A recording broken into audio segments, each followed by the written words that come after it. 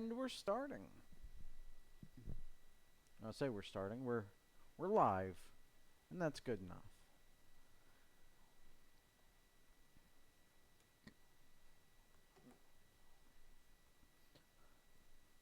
Hope everybody is doing good so far today. Uh, we are gonna get through this a lot smoother than I did yesterday because I know about the blended learning portion of this lesson. I forgot about it since I made these lessons, and I spent a good amount of time looking in the code book for some of these questions that are in the not in the code book. So I'm going to go ahead and open up the reference in my other screen. I'll drag it onto this screen in a second. All right. Here is that reference. You can find it in lesson 5. All right. Let's move my stream around. Oh, everybody left. All right. I'm talking purely for my own benefit. Let's do this. A pliable type ENT raceway is a raceway that can be bent by hand without the use of any tools.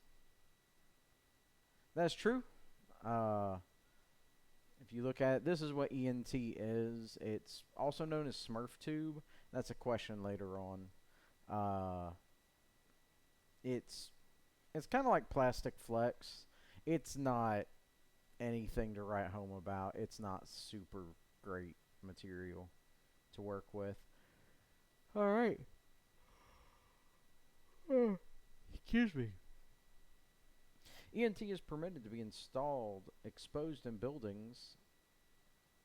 So, yeah, if you turn to 362.12, 362 is the ENT section of the code book, and 362.12 is uses not permitted for ENT.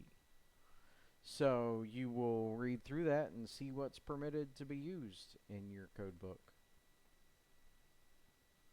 ENT is permitted to be used in all plenum applications. That seems excessively broad. I would look right where we were talking, or 362.10, which would be uses permitted, to see the real answer. Yeah, like I thought. A true-false question that is like super broad like that, that's just almost never false, but this is an easy enough one to look up.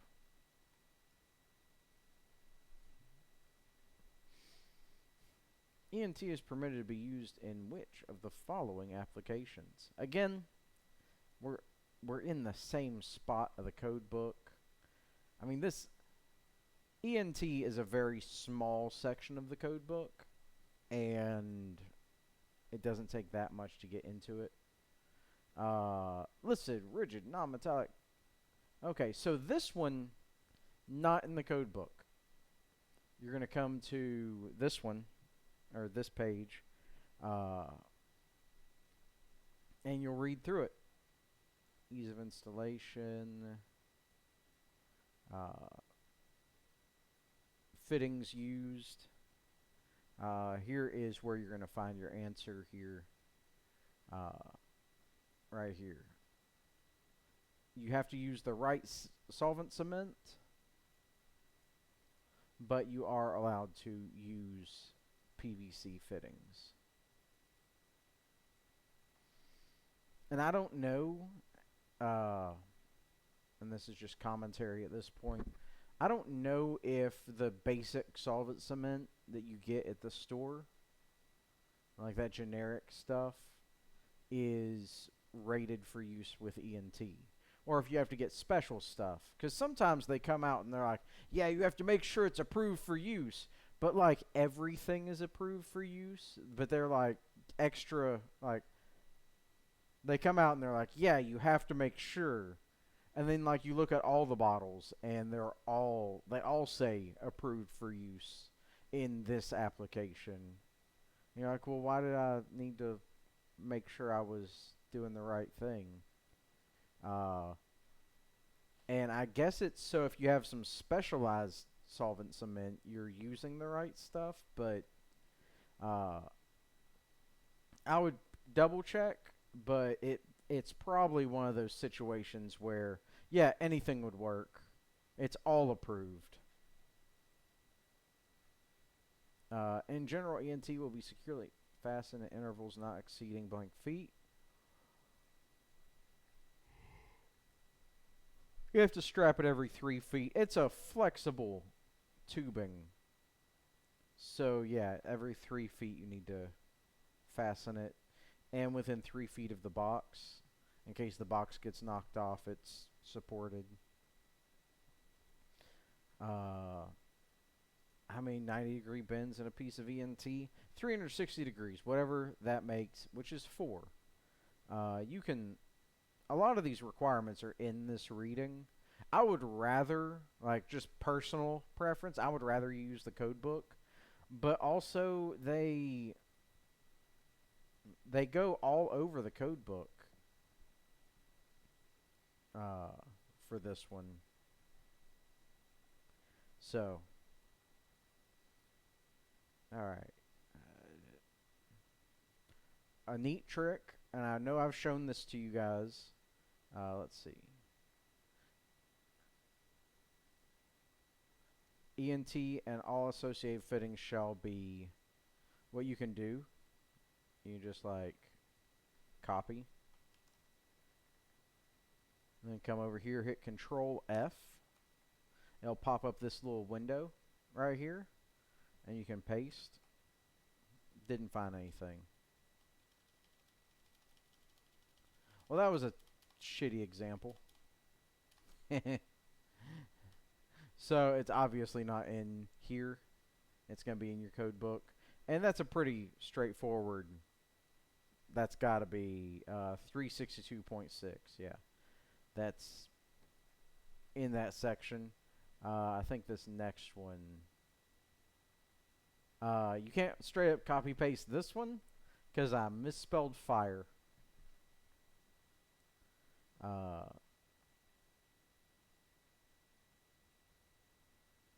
But let's copy just a couple words and paste. Nope. Let's see if we can get non-metallic outlet boxes. That's close enough.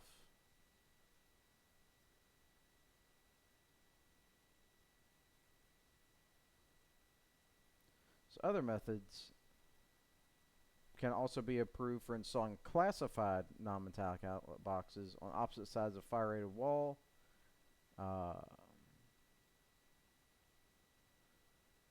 The answer here is classified. It's not a great question, but classified is the term that they use throughout here for those outlet boxes. I spent like 15 minutes looking for this one yesterday. And then I found it. Like I was like, let me look and see if the lesson says it. And boom, there it was. Alright, Smurf tube is another name used by contractors and inspectors for ENT. Yeah, you'll hear this stuff called Smurf tube, mostly because it's blue, and electricians are super creative with their naming conventions. What else? Electrical nonmetallic tubing is defined in the NEC as a nonmetallic pliable corrugated raceway of circular cross-section with integral or associated couplings, connectors, and fittings for the installation of electrical conductors. ENT is composed of a material that is resistant to moisture and chemical atmospheres and is flame retardant. That is true. That's pretty much a definition. That's probably like, oh look, right here.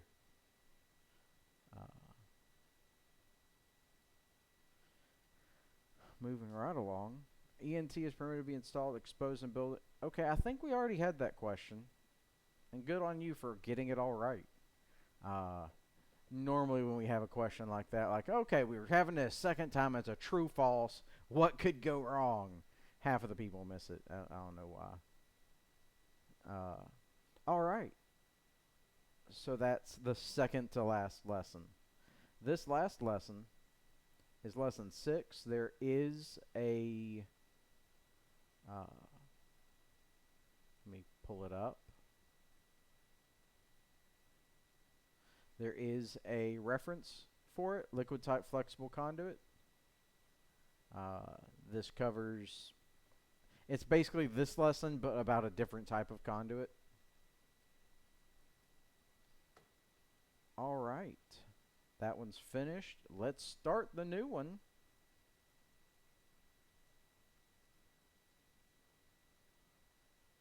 We're a little early. Oh, well.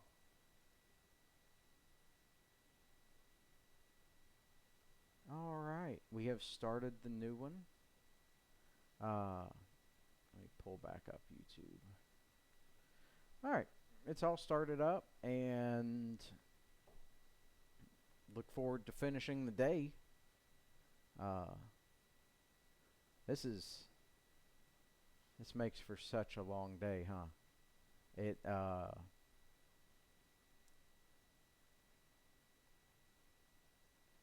I'm so glad to. I mean, I'm glad we can finish this because it would suck to have to continue the school year, like once this is all over. Just like, we'll get to it when we get to it. I mean, I would be having to like make shit up to like justify going to work, and that would suck. Or justify being able to do my job at home. Uh, yeah, I am liking the YouTube live streaming though. I think I'm going to do some actual edited videos sometime. Probably mostly about the electrical theory. That's one of my favorite subjects, and I think that would be helpful. Go have like a handful of step-by-step electrical theory lessons, so that because I haven't really seen simple electrical theory on YouTube. Maybe I'll look some up. See what I can do better. All right. You guys have a good next hour. I will see you guys at 5 o'clock for the last live stream of the day.